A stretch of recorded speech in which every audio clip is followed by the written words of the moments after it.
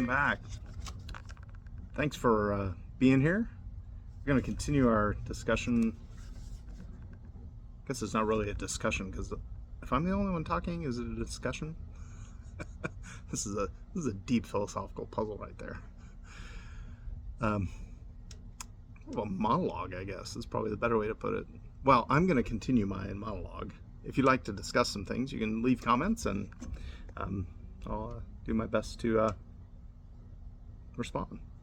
So this particular video is going to continue a discussion of this book, The Heresy of Heresies, a defense of Christian common sense realism, which I wrote, and I'm going to walk you through some ideas from chapter 3, called The Interior Path to Existence. The previous video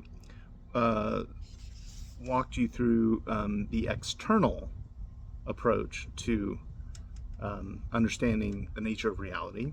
Let me summarize that approach by reading the last couple paragraphs of chapter 2, and then I'll do an introduction of contrasting that exterior approach with the interior approach that we have here in this particular video.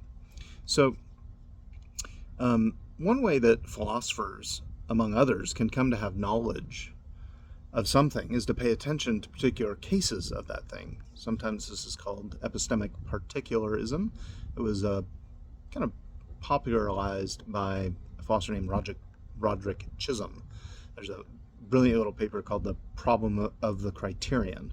If you have a chance to take a look at that, I would highly encourage you to, and really think about it. So one such strategy in epistemology is also found in the understanding of truth, the nature of truth, especially what's called the correspondence theory of truth, which I defend in my book on truth, which I hope to do another video series after this one on that book. Dallas Willard suggests that one way we can understand truth is to pay attention to particular cases of the phenomenal experience or phenomenal experiences of truth. You can see a little paper by Dallas Willard called Toward a Phenomenology of the Correspondence Theory of Truth, and my defense of this in my book called Theories of Truth and Introduction, which, like I mentioned, I'll do another video series on. I think the same thing can be said for a theory of existence. I want to suggest that the kinds of intramural debates discussed in my previous chapter between realists about truth, say, for example, between J.P. Moreland and William Vallicella, among others, I would say that those kind of intramural debates can be avoided largely if our account of existence qua existence is rooted in a careful analysis of actual cases of things that exist and our experience of them. So this sort of task might be the best road for a Christian metaphysician. It's a Christian concerned with the nature of reality. I think it's wise to follow Willard's advice towards a common sense phenomenology. Here's what Willard says about this in his paper. Again, the paper by Willard is Toward a Phenomenology of the Correspondence Theory of Truth, which I think you can still find on his website, which is dwillard, DWILLARD.org. All of his academic papers are still published there, and you can find them easily. I believe it's free. Okay, here's what Willard says.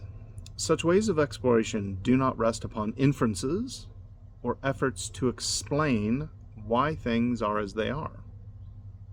Okay, so this exploring the nature of reality, in my view, doesn't rest on an inference. It's not some logical move that you have to make, and it's not an attempt to explain why things are. Why do things come to us this way in our experience of the nature of reality? They are ways which confirm themselves to anyone not already committed to how things must be in the cases at hand. Let me read that again. I'll read the whole quotation. A common sense phenomenology, realist phenomenology, will be a kind of way of exploration of the nature of reality. And Willard says, quote, such ways of exploration do not rest upon inferences or efforts to explain things as they are, and are ways which confirm themselves to anyone not already committed to how things must be in the cases at hand. Okay. So that last part you really have to think about, right?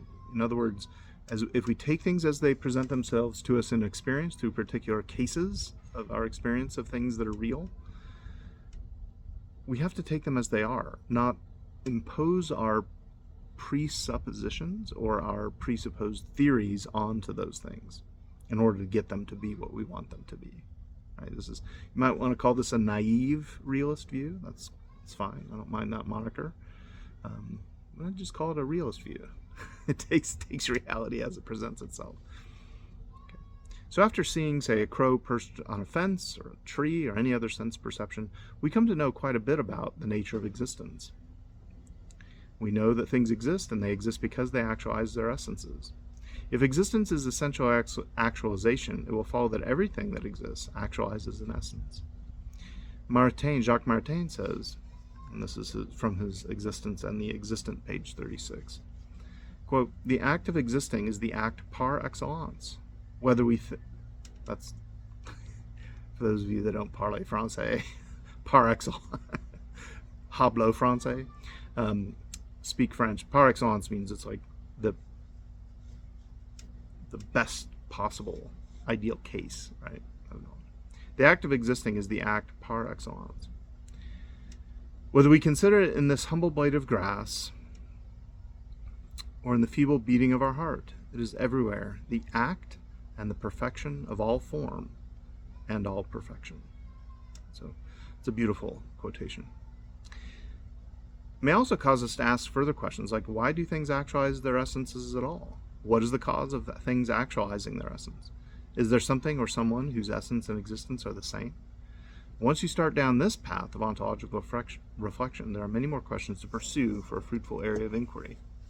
And some of those inquiries might radically alter your path in life. Okay, so that's the end of the discussion of the exterior path. I think maybe we'll just wrap that up, make this a short video, and then start in on the interior path in the next one. Thanks for watching, and please subscribe and like this video if you are enjoying this. This channel is, again, dedicated to philosophy, primarily things that I've been thinking about. Thanks for watching.